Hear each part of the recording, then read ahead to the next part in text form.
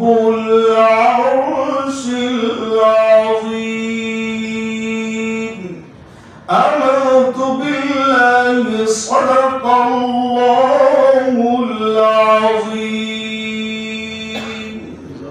انہوں نے غلط کیا اور جہاں تک وہ آپ کا سوال ہے اس پہ ہم آپ کی حمایت کرتے ہیں کہ ہم بالکل اس مجسمہ شادی کے خلاف.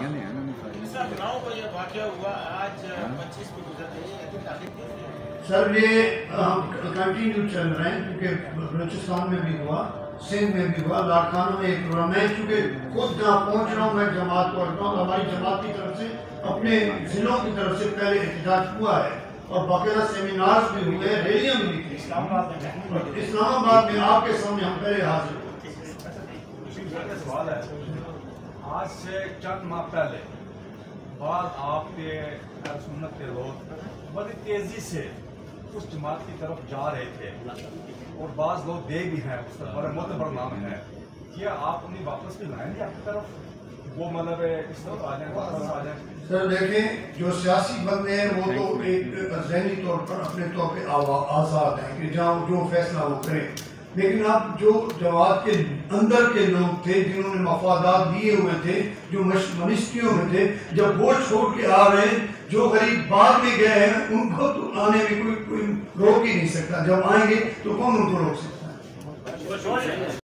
وبرکاتہ عرض کرتا ہوں. آپ حضرات کا تہہ دل سے شکر گزار ہوں کہ آپ انتہائی مختصر نوٹس پر یہاں تشریف فرما ہوئے. میں اس جماعت کا ڈویژنل جنرل سیکرٹری ہونے کے ناطے اپنی طرف سے اور اپنے تمام رفقائے کار کی طرف سے تہہ دل سے آپ کا شکریہ ادا کرنے کے ساتھ ساتھ امید کرتا ہوں کہ آپ آئندہ بھی جماعت اہل سنت پاکستان کے ساتھ اپنی دیرینہ محبت کا اظہار فرماتے رہیں گے. جیسا کہ آپ جانتے ہیں کہ جماعت اہل سنت پاکستان ایک خالص مذہبی جماعت ہے.